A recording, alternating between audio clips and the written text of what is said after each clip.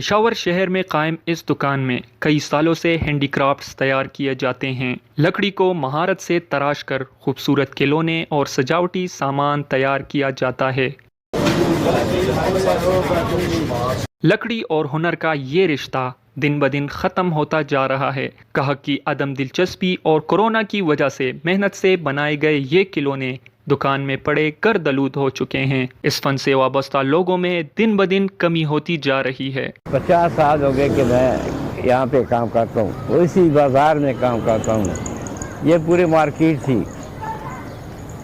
یہاں پہ ہر ایک کے پاس 3-4 کاریگر ہوتے تھے۔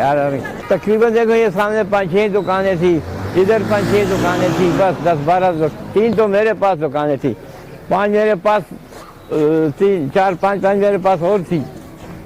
اب سب چھوڑ دیے۔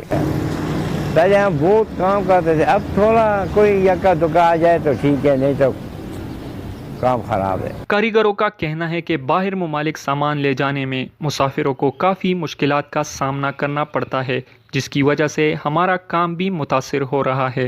باہر کے لوگ یہ چیزیں جو ہاتھ کی یہ بہت پسند کرتے ہیں، لیکن وہ یہاں سے جب یہ خرید کے لے کے جاتے ہیں، پہلے تو بہت آتے تھے یہاں پہ، اب جب وہ خرید کے لے کے جاتے ہیں تو یہاں پہ ان کو لے جانے میں بہت مسائل پیدا ہوتے ہیں، اس کو بہت تکلیف ہوتی ہے۔ ایئرپورٹ میں تنگ کرتے ہیں، یہاں کی پولیس والے تنگ کرتے ہیں، یہ ہینڈی کرافٹ تو زیادہ تر اس کی وجہ سے بھی کام بہت کم ہو گیا ہے۔ اس فن سے وابستہ افراد کا کہنا ہے کہ جتنی محنت ہم کرتے ہیں اس فن کو اتنی اہمیت نہیں دی جاتی، لیکن لوگوں کی عدم دلچسپی کے باوجود انہوں نے اس کام کو زندہ رکھا ہوا ہے۔